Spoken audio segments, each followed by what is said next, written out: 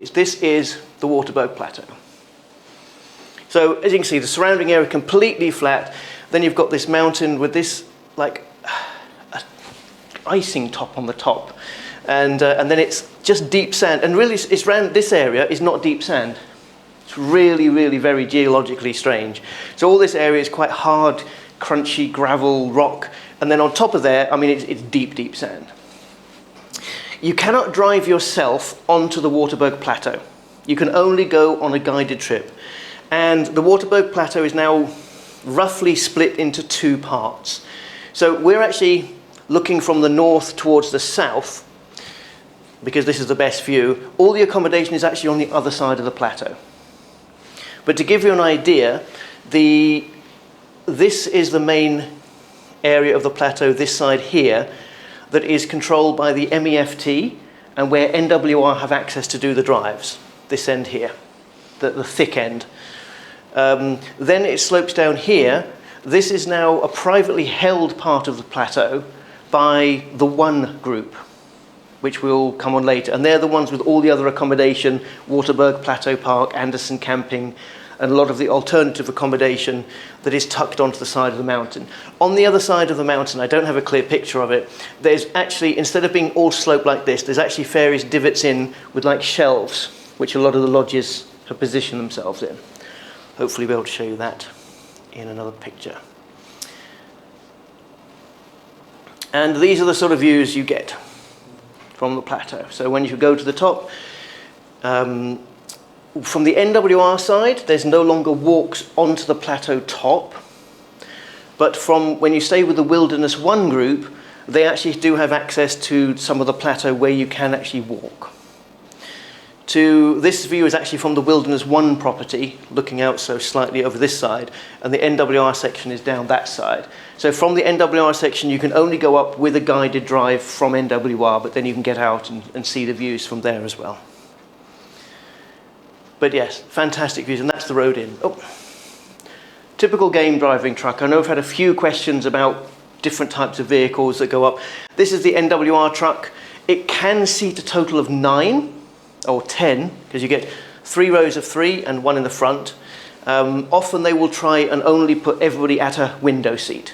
So they'll try and keep it to 6 or 7 people for most trips. When I say window seats, you've got 3 either side and 1 person sitting in the front. With these ones, obviously you're not, I'll explain in a minute, you don't do a lot of game viewing from the truck when you go onto the plateau. You actually go into hides instead, which is a little bit different and nice, but that's the NWR truck at Waterberg, just dropping us off after our morning game drive. This is driving on the plateau, and you can see this video is taken on a stabilized camera.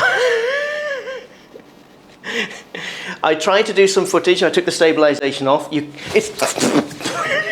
So when you drive on the plateau, not only is it deep sand, as you can see, but it's also really bumpy.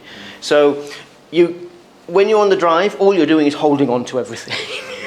You occasionally do spot animals, but you can see how thick, this is in the dry season, and you can still see how thick the bush is compared to areas like Etosha and other parts of Namibia where it would be absolutely flat. So game spotting and photography is not a prime thing for going up onto the plateau, because there's really dense bush, it's difficult to see the animals, and you can't spend a lot of time looking for them. Because you go on an organised drive, so you can't spend your own private time sitting there at a nice spot and waiting for it. So the drive goes up in the morning, it leaves in the dark, and oddly enough, the entrance to the plateau is just in one entrance that is neither on the NWR property or on the private reserve. It's actually halfway between, so from NWR or the private, you drive out of the private reserve or out of NWR onto the main road, you drive along the main road, then you come to the MEFT gate, where they sign you in, then you go up the plateau. And they've made a path that goes up to drive up the side of the plateau, which actually is a concrete path because it's too steep for sand, and then you get onto the top of the plateau. But that gives, now things to look out for, especially on this drive, because if you go to see like the Big Five, you're going to be disappointed in Waterberg. There is no elephant. There's no lion, there's no cheetah, there probably is leopard, Well, there is leopard, but they don't see them very often. The primary things, and most of the game viewing is done from a hide. So this is walking down to the hide. There actually is leopards, because a week after I went, there were some people coming down the hide, and when they got to here, they found a leopard sleeping in there. Because this is just a tall, it is caged in, but animals are, nobody was harmed. So, but then you walk down here, and then there's actually quite a big hide overlooking a waterhole at the top. There's only about 5 water points at the whole top of the plateau, so there's hides at 3 of them. And so you just generally drive to the hide. From the lodge to the hide, it's about an hour and 20-minute drive. Then you walk down here. This is a nice big spacious hide. And then you've got the view out. And I'm in the middle of breakfast. And that's the review. This is the water point.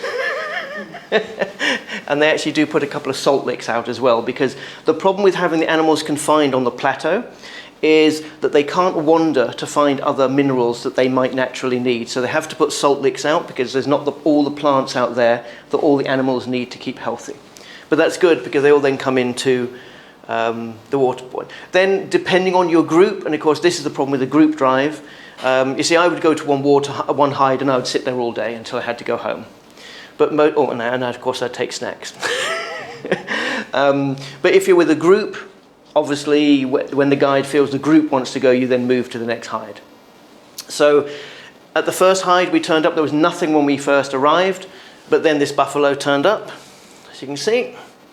So and there was actually about 5 buffalo. They don't have huge numbers of buffalo up there, but it is one of the few areas in Namibia where you can see buffalo.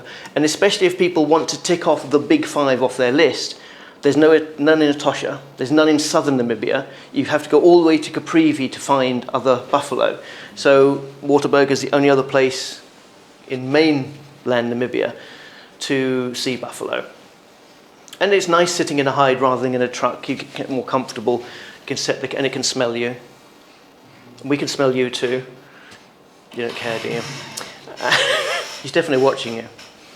But, so there's the other thing, sable. Incredibly rare antelope, still anywhere in southern Africa.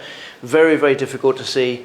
As you can see, the buffalo didn't want to go there. He thinks he's a sable. He just thinks they've got their horns a bit wrong. But yeah, they've got, it's the biggest breeding herd of sable in southern Africa is on top of the plateau. It's really beautiful. And again, we got these turn up. And there is giraffe, zebra, springbok, eland, and kudu also on the plateau, but they're not as rare. And there we go. And this is the third thing that you really go to spot out there, which is no. Does anybody know what this is? See, it's so rare, nobody actually knows what it is. So, difference between oryx, apart from he's been sunburnt, his horns are curved instead of straight. Face is very oryx-like, but he's brown instead of the grey and white. It's roan. So this is roan. And we didn't see one at a waterhole, but we were lucky enough to catch one on the drive. And we saw him just for a few seconds. And this is the other thing that they breed up there that is exceptionally difficult to see anywhere in southern Africa. And we just got this nice glimpse of him before he said, okay, bye. Well, off we went. So they're the main things. Oh, and of course I forgot these guys. This is actually initially what the main plateau was set up for, was to breed and protect black and white rhinos. So they actually breed black rhinos. A few years ago they sold 25 black rhinos to South Africa to help restock and rebreed South Africa.